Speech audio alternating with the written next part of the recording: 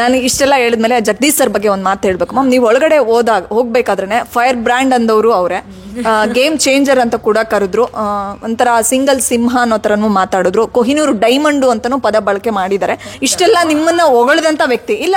ನೀವು ಒಳಗಡೆ ಹೋದಾಗ ಅವರಿಬ್ರು ಗೌತಮಿ ಮತ್ತೆ ಅವರು ಕೂತಿರ್ತಾರೆ, ಆಲ್ರೆಡಿ ಒಳಗಡೆ ಹೋಗಿರ್ತಾರೆ. ಅವಾಗ ಏನು ಹೇಳ್ತೀರಿ ಅಂತ ಕೇಳಿದಾಗ ಸುದೀಪ್ ಸರ್ ಅವರು ಇಬ್ರು ಒಪಿನಿಯನ್ ಹೇಳಬೇಕಾದ್ರೆ ಅಷ್ಟೆಲ್ಲ ಹೊಗಳಿದ ಮನುಷ್ಯ ಕೇಸ್ಗಳ ವಿಚಾರಕ್ಕೆ ಬಂದಾಗ ನಿಮ್ಮನ್ನ ತುಂಬಾ ಟ್ರಿಗರ್ ಮಾಡಿದ್ರು. ಸೊ ಅವಾಗ ಅಪೋಸಿಟ್ ಆಯ್ತು. ಬಟ್ ಹೊರಗಡೆ ಬಂದ ಮೇಲೂ ಕೂಡ ಚೈತ್ರ ಬಗ್ಗೆ ಒಳ್ಳೆ ಒಪಿನಿಯನ್ ನನ್ನ ಚಾನಲ್ಗೂ ಮಾತಾಡಿದ್ದಾರೆ. ನಿಮ್ಮ ಬಗ್ಗೆ ಒಳ್ಳೆ ಒಪಿನಿಯನ್ ಇದೆ. ಜಗದೀಶ್ ಸರ್ ಬಗ್ಗೆ ಏನು ಹೇಳ್ತೀರಿ, ನಿಮ್ಮ ಒಪಿನಿಯನ್ ಏನಿದೆ ಅವ್ರ ಬಗ್ಗೆ ಅಂತ? ನೀವೀಗ ಇಷ್ಟೆಲ್ಲ ಹೇಳಿದ್ರು ನನಗೆ ಗೊತ್ತಿಲ್ಲ ಅವ್ರು ಏನೇನು ಹೇಳಿದ್ದಾರೆ ಅಂತ. ಆ್ಯಂಡ್ ನೀವು ಹೇಳಿದಿರಿ ಅನ್ನೋ ಕಾರಣಕ್ಕೆ ನಾನು ಇದನ್ನು ಹೇಳ್ತಿಲ್ಲ, ಬೇರೆ ಇಂಟರ್ವ್ಯೂನೆಲ್ಲ ಹೇಳಿದ್ದೀನಿ. ಜಗದೀಶ್ ಸರ್ ಒಬ್ಬ ಒಂದು ಒಳ್ಳೆ ಹೃದಯದ ವ್ಯಕ್ತಿ, ತುಂಬ ಒಂದು ಮಗುವಿನ ಥರ ಇರುವಂಥ ವ್ಯಕ್ತಿ ಅವರು.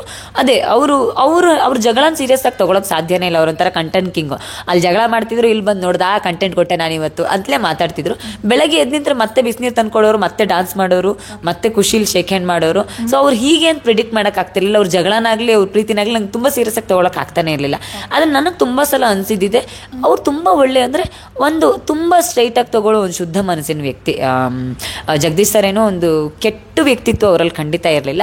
ಜಗಳ ಮಾಡ್ತಿದ್ರು, ಟ್ರಿಗರ್ ಮಾಡೋಕ್ಕೆ ನಿಂತರೆ ಯಾರು ಅಂದರೆ ತುಂಬ ಹಿಂಸೆ ಅನ್ನೋ ಥರ ಟ್ರಿಗರ್ ಮಾಡ್ತಿದ್ರು ಅನ್ನೋದು ಬಿಟ್ಟರೆ ತುಂಬ ಒಳ್ಳೆ ವ್ಯಕ್ತಿ.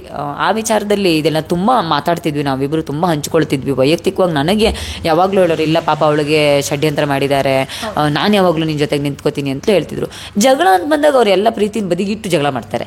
ನೆಕ್ಸ್ಟ್ ಸೆಕೆಂಡ್ ಇವರನ್ನ ಜಗಳ ಮಾಡಿದ್ದು ಅಂತ ಅನ್ಸಕ್ಕೆ ಆಶ್ಚರ್ಯ ಆಗಬೇಕು, ಆ ಥರ ಮಾತಾಡೋರು. ಹಾಗಾಗಿ ನನಗೆ ಅವ್ರ ಬಗ್ಗೆ ಭಾಳ ಪ್ರೀತಿ ಇದೆ. ಯಾವತ್ತೂ ನನಗೆ ಅವ್ರ ಮೇಲೆ ದ್ವೇಷ ಇಲ್ಲ.